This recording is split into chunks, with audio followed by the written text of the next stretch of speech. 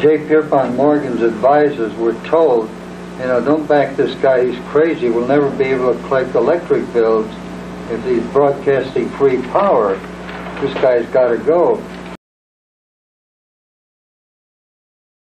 Tesla had all these weapons. He had remote control of submarines and rockets and missiles, you know, endless array of gear. And yet there was this thing out, don't support Tesla. Well, this is absolute truth. Tesla was a great inventor and a great humanitarian. Well, Tesla wanted to get into his field, which was free, if you will, energy that comes from the surroundings. The code is 3396966. We know this has to be right because Tesla was the guy that said if you knew how to control these numbers. Okay, well these numbers are being funneled back into the machine. They have to be. They have to be. Okay, so let's look at this silly shit here. So tell us how you met Otis Carr and how you began working with these flying saucers. There's a company, Advanced Kinetics, in Costa Mesa. That's where we were living, in Costa Mesa, California. And they're looking for a research and development laboratory technician. They gave me a job, they put me in the research lab, and I was inventing ideas all day long. I just loved it because I like to invent simple ways of doing hard things. And was Otis Carr working there too? No. I told some friends about this and what I was doing, and he said, well, come to our group. We've got a group here called Understanding. It was created by a gentleman by the name of Daniel Fry in California. We could talk about things that were unlimited, not limited. I said, my mission is to see that we have habitation and transportation in one vehicle. And he said, well, you sound like a guy that's back east getting in trouble right now. His name is Otis Carr. And he put in a patent for a levitation device, and they wouldn't give him the patent. He said, you've got to pull that levitation out and anchor it on the ground, and we'll give you a patent on an amusement device. You cannot use levitation. They brought him out to California. They said, here's your lab. It was all built. It had living quarters. It had, machine shops. It had. That's where you did most of your work, I imagine. And this is where you guys worked on the spaceship. Mm-hmm. Yeah. How long did it take to develop this craft? Day and night, 24/7, we were building these small prototypes. And they would range anywhere from 12 inches to 3 feet to 6 feet, to, in size. And they actually flew. They actually levitated. Oh, yeah. And what was the source of the power? Well, it was magnetic in nature. And you were actually building these for people to sit in. I mean, not just models. These were prototypes just to prove what we wanted, and then graduate up to where human habitation could get on board and operate them. You control its up and down and left and right movements by how fast it spins or other gyros in there? Yeah, the ones with the models we had remotes, to operate the models.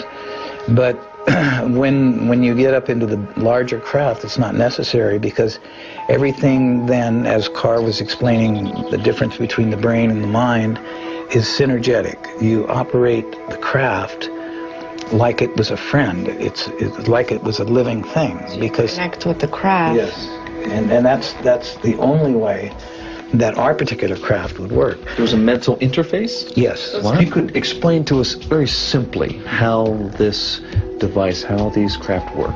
In those days, we had counter-rotating wheels, one going clockwise and another going counterclockwise. We had a capacitor, we had small magnets, and we had what's called a Utron. It was a double tetrahedron. That's 2 ice cream cones put with the open ends together so that you have a diamond shape. And we had 12 of them around the periphery of the craft. And we had magnets, horseshoe magnets, 12 of those around the craft. So when you started rotating and counter-rotating,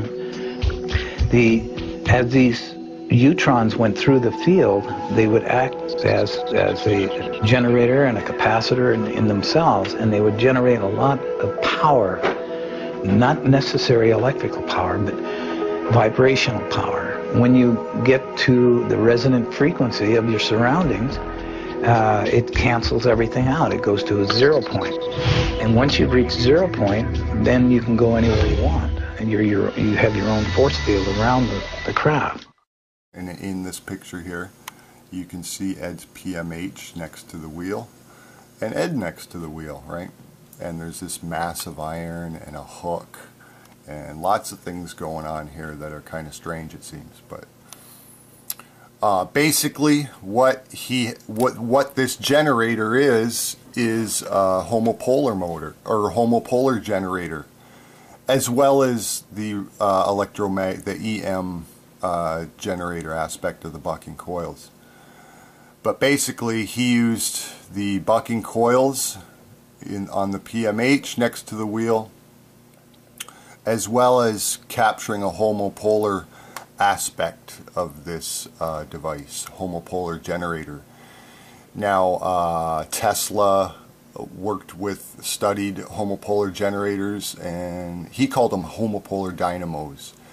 But he had an upgrade involving the disc in the middle. Now, basically, what a homopolar generator is, and this is a typical design. These are magnets right here on either side of a conductive disc, right? And this spins all of this, right? And what you do is you contact the outside edge of this disc. Tesla said if the outside diameter of that conducting disc is within the outside diameter of these magnets, that would be best, just for people to know. I've read a lot about this kind of stuff. So, anyways, this spins. The magnets, there's no variation in the magnetic field with respect to the disc, but however, when you contact the edge of the disc and the shaft, you get a voltage, right? Positive and negative, and it gives a very high current at a lower voltage. Something that needs to be replicated. I've tried in the past, and I'm going to do it again in the future. But Ed's wheel incorporated this effect, this homopolar effect, and I've been speculating about his wheel for...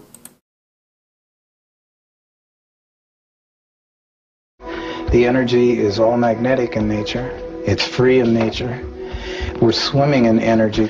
Well, before we could get any further with it, we were invaded, if you will, by people with a piece of paper that said they were at this time closing us down. The paper read that we were attempting to overthrow the monetary system of the United States, and that could be construed as high treason, and we were shutting you down and confiscating all your equipment. Wait a minute. Didn't John Hutchison say the same thing about the Canadian government? That they confiscated his entire lab at one time?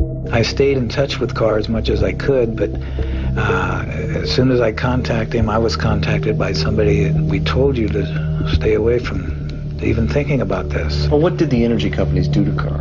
The powers that be, namely the power companies, weren't quite interested in anything that to do with Tesla or Carr. They didn't want this information out. It was even beyond the energy company. It was behind, it came down to, and it can be traced to this day, back to the international banking system out of England. That's where this all started, the monetary system per se. Because his inventions were so revolutionary, would it upset the whole banking system? Yes, it would upset everything. They had a very, very earnest effort put forth to eliminate Carr and his inventions and his ideas.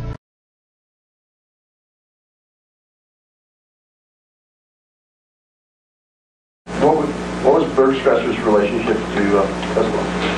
Bergstrasser was the guy who was the FBI guy who entered the room along with another FBI guy, and they stole the papers on behalf of the government.